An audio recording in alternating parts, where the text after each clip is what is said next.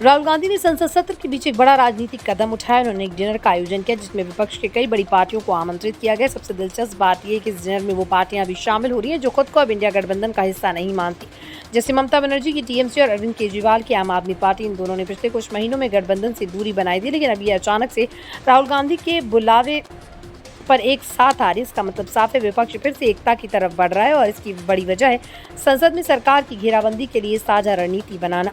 इन दिनों संसद में विपक्ष का सबसे बड़ा मुद्दा बना है SIR यानी स्नूप गेट, INDIA गठबंधन की अनदेखी और राष्ट्रपति के अभिभाषण पर चर्चा की अनदेखी। संसद के दोनों सदनों में विपक्ष लगातार सरकार को घेरने की कोशिश कर रहा है। आम आदमी पार्टी, जो कि हाल ही में गठबंधन से बाहर हो गई थी, उसने भी कल विपक्षी संयुक्त प्रेस कॉन्फ्रेंस में हिस्सा लिया। इससे साफ संकेत मिल रहा है कि मुद्दों पर एकजुटता अब नए सिरे से बन रही। इस डिनर से पहले जिस तरह से विपक्ष एक साथ प्रेस कॉन्फ्रेंस कर रहा है और संसद ठप रहा है, तो वो दिखाता है कि सब मिलकर 2024 की रणनीति फिर से तैयार करने की कोशिश कर रहे हैं। डिनर की टाइमिंग भी बहुत महत्वपूर्ण है क्योंकि चुनाव आयोग की ओर से जल्द ही 2024 लोकसभा चुनाव की तारीखों को लेकर बड़ा ऐलान हो सकता है। विपक्ष को लगता है कि बीजेपी के पक्ष में प्रशासनिक तैयारियां हो रही हैं और ऐसे में उन्हें अपनी रणनीति को मजबूत करना होगा। कई पार्टियों को इस बात की चिंता है कि अगर वो अलग अलग लड़ते हैं तो बीजेपी को फायदा होगा, खासकर बंगाल, दिल्ली, पंजाब और उत्तर भारत के कुछ हिस्सों में जहां त्रिकोणीय मुकाबले की स्थिति बन सकती है।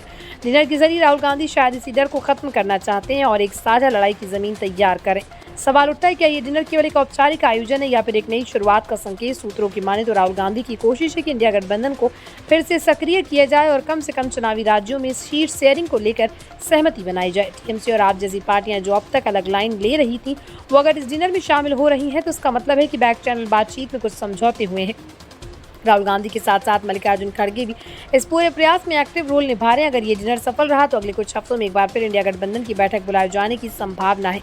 बीजेपी इस पूरी गतिविधि पर नजर बनाए हुए, उन्हें भी पता है कि अगर विपक्ष एकजुट होता है तो मुकाबला टफ हो सकता है। हालांकि बीजेपी का दावा है विपक्ष की एकता केवल अवसरवाद है और उनका कोई स्पष्ट नेता नहीं। वहीं जनता की नजर भी अब इस बात पर है कि क्या राहुल गांधी विपक्ष का चेहरा बन सकते हैं या फिर गठबंधन कोई नया नाम सामने लाएगा। डिनर की तस्वीरें और उसमें शामिल नेताओं की बॉडी लैंग्वेज भी कई संकेत देंगे। ये केवल एक राजनीतिक भोज नहीं बल्कि 2024 के रण की तैयारी का हिस्सा है। अगर आपको लगता है विपक्ष फिर से एकजुट होकर 2025 में कुछ बड़ा कर सकता है तो नीचे कमेंट में जरूर बताएं। वीडियो को लाइक करें, शेयर करें और चैनल को सब्सक्राइब करना ना भूलें क्योंकि हम लाते रहेंगे ऐसे ही अंदर की खबरें।